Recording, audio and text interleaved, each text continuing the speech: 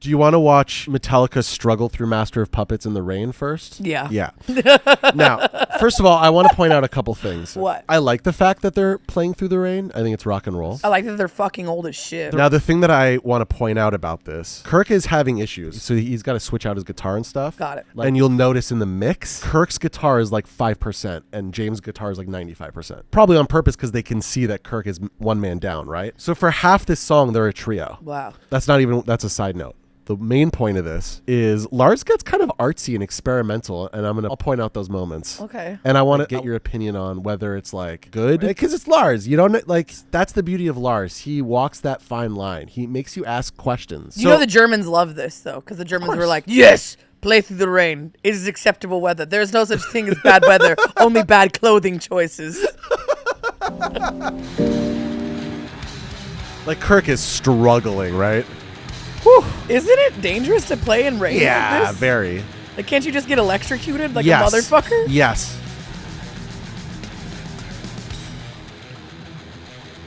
I mean, you know what I'm gonna give it to him? It's pretty fucking metal to play through like. I know. I like that. I like the drama. See? Do you see that? Yeah. Kirk is struggling. They're really like, please help us out. Yeah, Kirk's having a hard time in life. Yeah.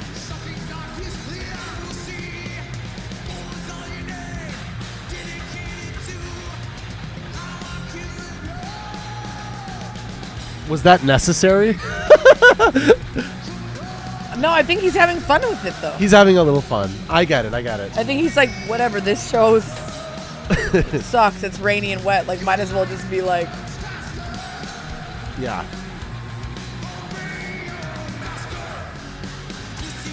Oh, do you notice that? Kirk's playing a new guitar. Oh, yeah. You see that?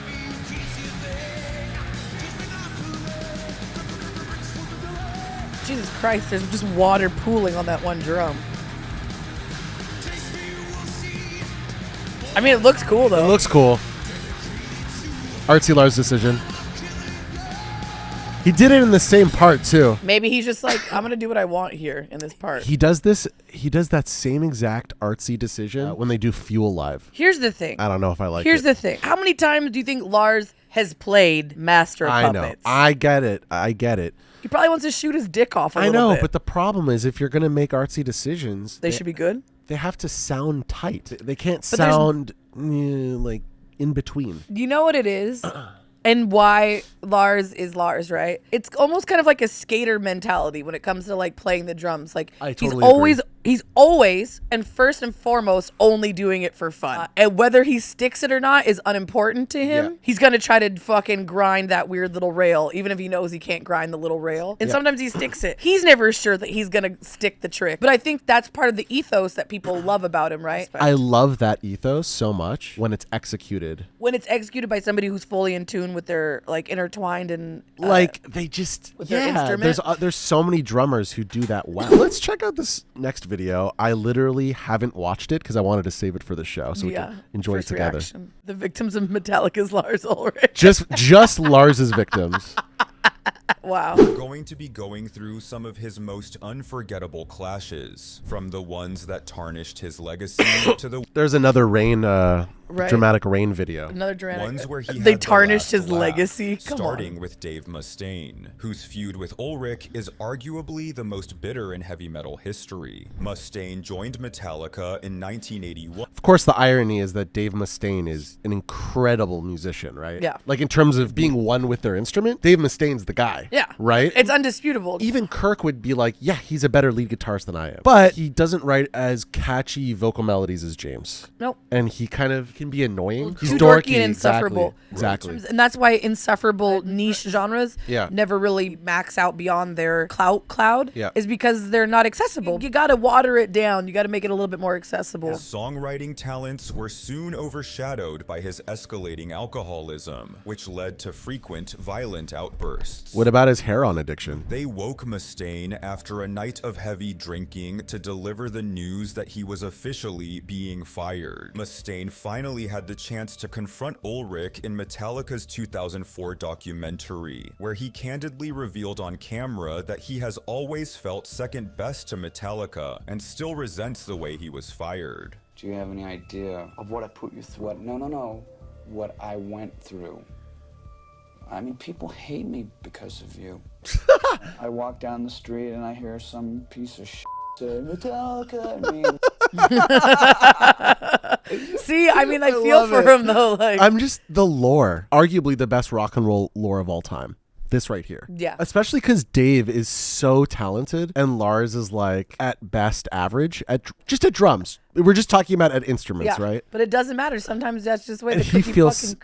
I know. He's so mad about it. Feels He's so second bitter. best. Yeah. And they do that to taunt me.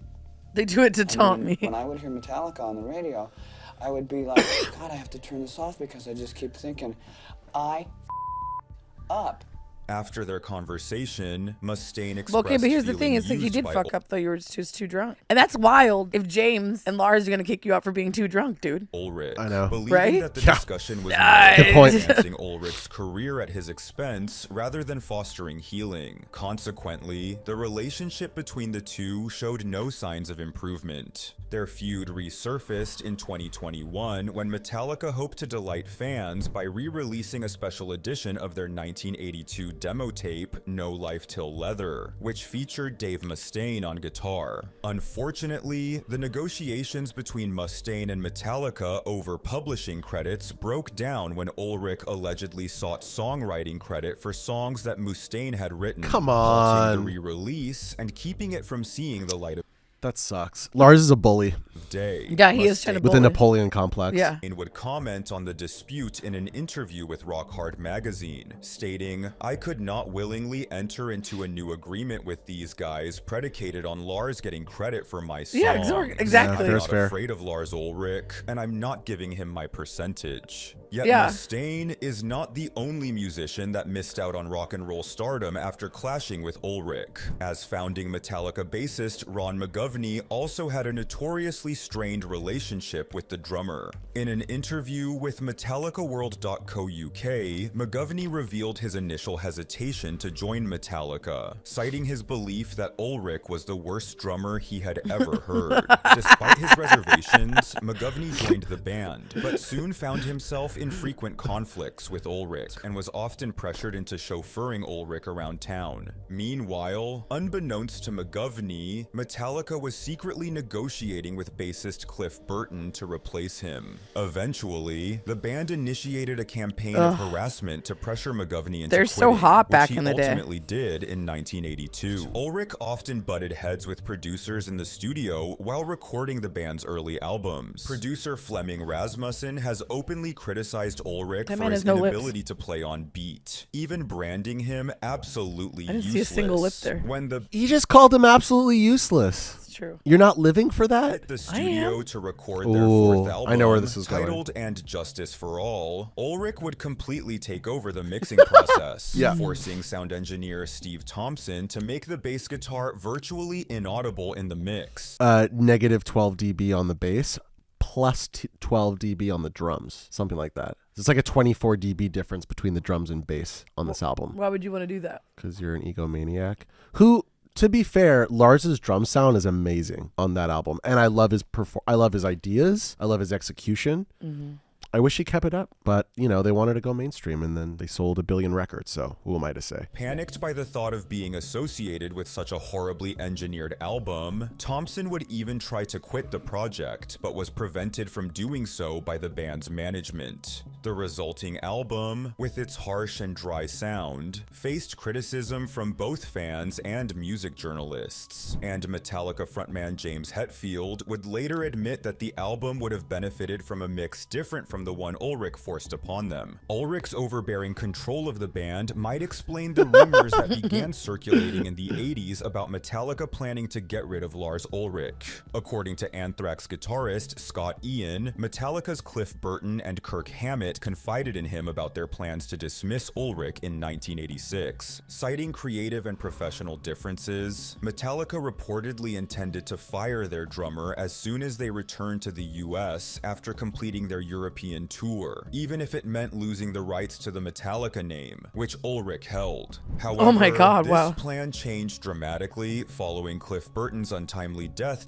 Bro, God has plans. Sure it's not the devil? It could be the devil, but whoever is in charge of this shit killed Cliff, who was writing like classical level IQ bass lines, and totally expanded their sound and was like a vital member, and instead said, no, Lars has to be in it the whole fucking time and be in control. It's interesting. That's why I feel like it's the devil, not God. During that very same tour, with the band ultimately deciding to keep Ulrich in the lineup to avoid losing 2 core members in quick succession. Yeah. Bassist Jason Which is why he got his shit together and started sounding good. Newsted was then recruited to fill the spot left vacant by Burton's passing. So with Ulrich still on drums, Metallica entered the 90s, poised to become the biggest band in rock music with the release of the critically acclaimed and best-selling The Black Album. However, there was just one problem. The rock scene was being dominated by Guns N' Roses, who were not about to give up their throne without a fight, setting the stage for an intense battle for musical supremacy. According to Guns N' Roses GNR versus Metallica is so 1991. Yeah. drummer Matt Sorum, a clash between Ulrich and GNR frontman Axl Rose was inevitable due to Axl was a beautiful man before he fucked up his face with plastic surgery. their ambition. You don't think he was a beautiful No. man? Lars is a good looking guy too. I don't think that either. Noted, Axl's intention was to rule the world. How about Matt Sorum, the second drummer of Guns N' Roses? Also Because not Steven Adler is the first No, drummer, not for me. who was on Sober House, hosted by Dr. Drew Pinsky. And he wasn't afraid to say it. Then Lars Ulrich came along and he wanted to rule the world. They were very competitive with us. In 1992, You know who is Ulrich good looking? Rob. Yeah, Rob's definitely good looking. That's a proposed an good-looking man. innovative Okay. idea. But we haven't gotten to the Rob era yet. And it They're doesn't- going chronologically. I know they are. I'm just saying, if you're asking me who I find attractive, I'm Team Rob. I was born Team Rob. I'll die Team Rob. Got it. The That's two the hill for me. larger-than-life bands should join forces for a massive and undoubtedly lucrative co-headlining tour. Both bands quickly agreed, but the arrangement was far from smooth. Despite being the younger band, Guns N' Roses demanded to close each show, a condition to which Metallica eventually gave into. The resulting tour was fraught with drama, and even a notorious riot in Montreal that was largely blamed on Axl Rose. By the time the tour concluded, Metallica and Guns N' Roses had become bitter enemies, with Axl even accusing Ulrich of stealing ideas from him during an onstage rant in 1993. Lars don't give a shit. Motherfucker calls me at 4 in the morning trying to kiss my ass or something. It's like, but I can't trust the motherfucker. Wow. And they were opening for Metallica? They had to be it, right? No, or the but they were co-headliner. closing shows. Because they were the quote-unquote Bigger band. I mean, they're both kind of the biggest band Yeah. at that time. I mean, obviously Nirvana and Pearl Jam were about to be the biggest bands. Which guy was that? I don't know who it was. Darts at a picture of rock singer Kip Winger. Ooh, this is fun. This is fun. Do Kip Winger. you remember how I was in a band? Don't need to name the band, but there was a guy in the band who was the nephew of Kip Winger. I was in a band with the nephew of Kip Winger for a few shows. Who's Kip Winger? Band Winger. Oh, from the band Winger. Yeah. Which features a clip of Ulrich throwing darts at a picture of rock singer Kip Winger. Wow, that's really mean. Caused tremendous damage to Winger's reputation, Yeah. swiftly turning Winger into a laughingstock in pop culture. True, Beavis and Butthead contributed to that. Yeah, Winger went from being very hot to very not. They're like the rock version of MC Hammer in the early 90s. Like everybody Yeah, they got mean grilled. yeah. It's mean. The popular show Beavis and Butthead would even feature a wimpy character named Stuart Stevenson, who infamously wore a Winger t-shirt. Decades later, Winger would reveal that the backlash nearly ruined his career, adding that Ulrich never apologized to him for the stunt. Ulrich's path of destruction. The guy I was in a band with really looks like him. You know, it's like the same relationship between me and Avril. Right? Yeah. What are you yanking my chain for? No, I can't find my chain. You're pulling my cord. I'm sorry.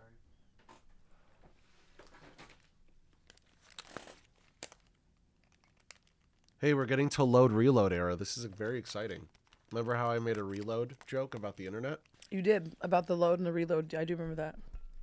continued with the release of Metallica's 1996 double album, Load and Reload, a time which saw Ulrich seizing total control of the band's image. The group's iconic long hair and leather vests, which had defined their visual aesthetic for the past 15 years, were now a thing of the past. In their place were neat haircuts, makeup, and dressing in drag. These changes were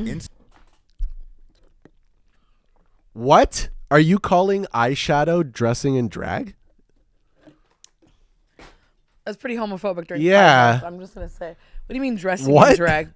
instantly met with disapproval. Isn't Guns N' Roses way more draggy if we're gonna go down that way? They're just wearing fucking eyeshadow. Most of Metallica's They have fan short base, haircuts. It's and very even from masculine. some within the band itself. In fact, this era of the It's just their glam era, that's all. band's history marked the first time Ulrich and Metallica co-founder James Hetfield publicly disagreed on the band's direction. Hetfield openly voiced his reservations about Ulrich's vision, disparagingly referring to it as the U2 version of Metallica. Bassist Jason Newsted also expressed doubts about the group's new direction, with these disagreements within Metallica setting the stage for what would soon escalate into full-blown resentment among the band members. Just as the band was scheduled to return to the studio to record a follow-up to Load and Reload, internal relationships hit rock bottom. This tension reached its peak when Jason Newsted made the shocking announcement on January 17th, 2001, that he had quit Metallica. Though THET and Lars said, "You gotta come up to the house." Tension, ultimately leading to a heated argument between Ulrich and Hetfield that had unintended yet significant repercussions. You're just sitting here being a complete d***. What have you been doing? I love how they're just replaying shit from Some Kind of Monster. Right. Okay, now this is Lars versus Napster. So far as to Obviously. monitor Napster's web traffic to track users who were allegedly sharing unauthorized MP3s of Metallica's songs, with Ulrich personally delivering a truckload of paper to Napster's headquarters, listing hundreds of thousands of individuals accused of using the software to illegally download his music. The Napster lawsuit sparked backlash from fans and fellow rock musicians alike, $1,000 to resolve the case.